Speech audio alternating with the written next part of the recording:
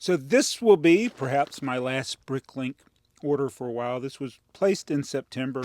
It's from TheyMightBeBricks in Thailand, and it's going to be the usual stuff. So hopefully I can keep the streak. If you need me to show receipts, I can show you my list of orders from Bricklink. Haven't placed anything since September. Haven't bought anything from Lego.com. So the challenge continues specifically for the month of October. We'll see how we'll do. I know I could probably make it to the end of November. No problem. Just depends on if there's any good Black Friday deals. We'll see. Maybe I can go even longer. Maybe I'll forget how to buy Lego. So anyway, one of the places that you can buy Lego is Costco. And this Costco magazine came in the mail. And normally I just chunk these in the garbage. I decided to keep this one. It has an article, The Legacy of Lego, and it's written by a Canadian journalist. And it features, I think, a Canadian or former Canadian master builder or Costco employee. I don't know. I didn't really read it that close. I mean, I did read it, but I didn't pay attention while I was reading because I'm not to be critical of the article, but it is a criticism. It's just the same old stuff, and I'm not the target audience, so it's an article written for people that may not be familiar with the history of Lego. So it's the same stuff that any of us that have been in the Lego community for years, we've heard over and over and over and over and over again. You know, the history of the Lego and how many ways you can combine 6 Lego bricks and the evolution of Lego. So it's a condensed article, so it's not a bad article. It's not anything. I didn't learn anything new. Let me just say that. I didn't learn anything new in the article. But I'm going to keep the book or the magazine or the advertisement to go shop at Costco. Got to put my $150, whatever it is, a year I pay. Do you know, unrelated to Lego, this Costco, they make their money from the annual dues or whatever you call it, your membership fee. That's where they make their money. And I'm a prime example of that because I spend more in membership fees than I do on products some years. I think I've gone an entire year without buying anything. But man, when they have those really good Lego deals, you want to go there. I probably should think about ending my membership to Costco. But man, I don't know. But yeah, that's what they do. They get people to sign up for the membership, and then if they don't go, it's kind of like the gym.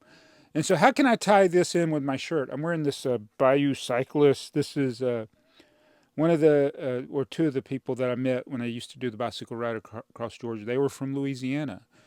There's a lot of French things in Louisiana, and there's a lot of French things in Canada. And this article features somebody from Canada. So there, I tied the shirt in. So now let's see what I got from TheyMightBeBricks, who is not in Canada and is not French. It's Thai. I love Thai food though.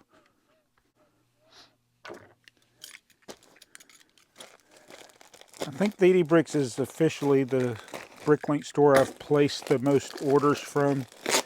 It's mainly if you're interested in used bricks and you're not terribly concerned about having perfect condition bricks, although I'm sure they have new stuff as well.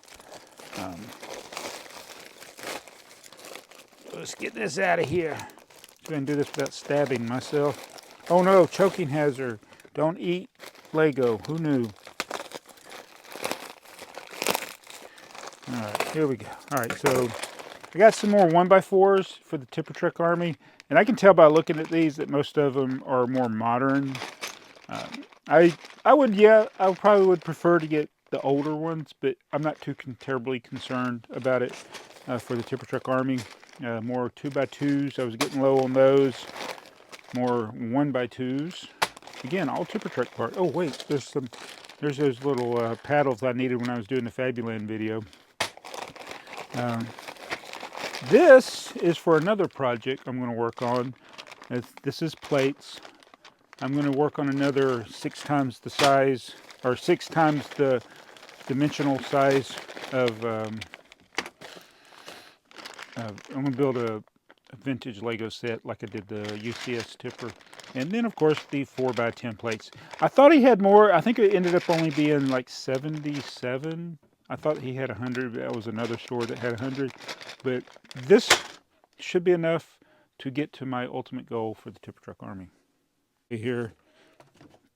So the UCS tipper truck, how many years ago was it that I built that? I still got to fix the wheels. I've not updated that. Still don't like what I did with the stud there. It needs to be a 4x4 round brick instead of the 2x2. I think it's like that because there's an axle. There's an axle through it.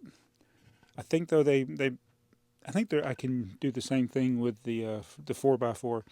But I want to make some more. I need to make the wheels, and so they need the black elements for that. But those are plates. The plates are actually I'm going to make a giant plate in black.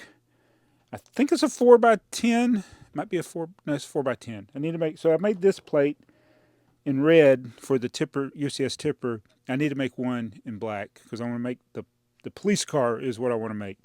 So I'll need to have a bunch of those round 4x4 bricks, a bunch of tiles. I got tons of tiles in my Bricklink store. I don't care if they're vintage parts or not. Just you got to use what you got. So yeah, I got a bunch of extra plates because that's the most challenging part to make, other than slopes, is large plates to give them stability. Because that's not the most stable thing in the world. But that's why I got those plates. And when just looking at it, I just bought a bunch. I didn't have any plan to it, but that might not even be enough just to make one 4x10 plate. And just to kind of give you an idea, the 6 times the size. So if it's one stud, it becomes 6. So a 2x4 red plate would be, you multiply those numbers 2 and 4 by 6. So it'd be 6 times 2 is 12. 4 times 6 is 24. So it'd be 12 by 24. So a 4x10 plate is actually, wait a minute, do the math, 24 by 40 stud. No, wait, no, that's not right. I can't do math. Math is hard. 60. 24 by 60. Oh my goodness. So then when you consider that's just the 2 dimensions, then you take the third dimension. If it's one plate high, that's 1/3 of a brick. Anyway, let's do something simple like a 1x1 brick. You multiply it by 6. It's 1, so it's 6 by 6 by 6. So you go from 1 cubic dimension, a 1. So you take whatever dimension you want that one thing to be. Then you go 6 times 6 is 36 times 6 is what? It's a lot. Wait, what's 6 times? It's a lot bigger. I can't do math. What's 6 times 6? 36. 6 times 36. Wait, 6 is 18. What's 6 times? No, 6 times 6 is 36. So that's a 6. I put the 3 up there. And then 6 times 3 is 18. The 3, 20, 216 times the size. Tell me if I'm wrong. I don't know. I did math the old-fashioned way in my head. I think the kids today, they got newer ways of learning math. I used to get to these numbers quicker in my head, but I'm old now. Anyway, I'm boring you with that. So that's why I bought those plates, and that is probably not even enough plates to make one. Oh well, I'll just keep working on it. And as we sort the collection, I did actually find the drawer that has the larger plates in black over there. It's under one of the tables, so I'll keep sorting. But I'll have my goal. This box here has the tipper truck parts in it, so I'll have enough to make exceed my goal of 2,048. And even if somebody, so here's going to be the challenge of not buying Lego, is if somebody puts a large number of the blue buckets or of the windshields. Where's my windshields? If they put the windshields, that will be very hard for me not to buy. But I think by me not buying, so Some of the prices have kind of gone up on those. There are people that have quantity that have them listed at a high price, but you have a market of one. I'm like the only person buying this stuff, so if I stop buying it, the prices should come back down as more stock is added. Because I know there's more of these parts out there. I don't know how many, but I'm sure there's more. So I'm not going to be buying for a while. Hopefully, got to keep that challenge going. So Outober continues. I'll be back tomorrow in a different shirt.